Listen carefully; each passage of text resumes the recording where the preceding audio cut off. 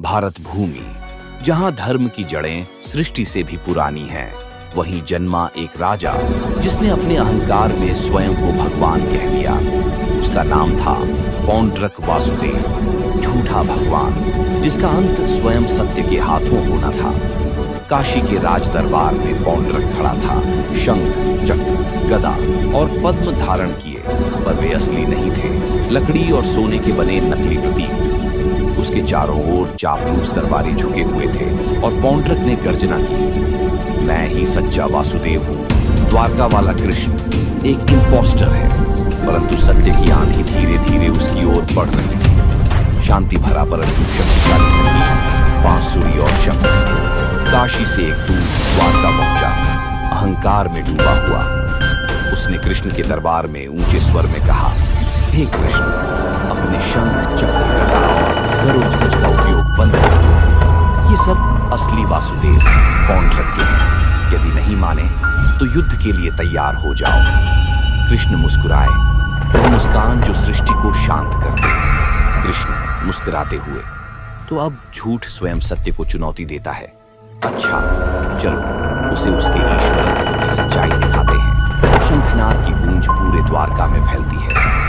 घोड़ों की टापें, युद्ध के नगाड़े, हवा की गर्जना। नैरेटर, गंगा तट के समय काशी की भूमि पर दो सेनाएं आमने सामने थीं। एक तरफ सत्य का रथ भगवान श्री कृष्ण, दूसरी ओर झूठ और अभिमान का राजा पौंड्रक। पौंड्रक, कृष्ण अपने हथियार फेंक दे, ये मेरे हैं। कृष्ण हंसते हुए, तूने कहा था मेरा चक्र तुझे दे दूं, तो ले, अब संभाल।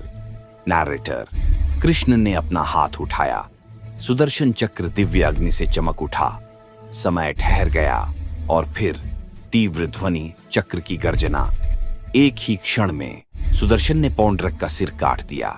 उसके नकली आभूषण बिखर गए, मुकुट मिट्टी में गिर पड़ा।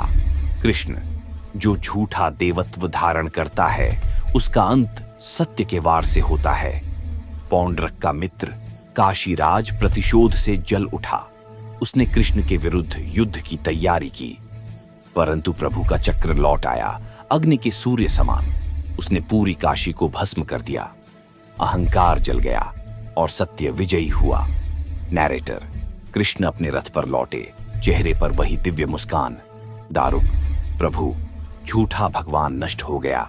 कृष्ण, जब अहंकार सत्य को नहीं देख पाता, तब उसका पतन ही उसका ज्ञान बन जाता है। कैमरा ऊपर उठता है, सुदर्शन आकाश में चमकता हुआ। इस प्रकार समाप्त हुई पौंड्रक वासुदेव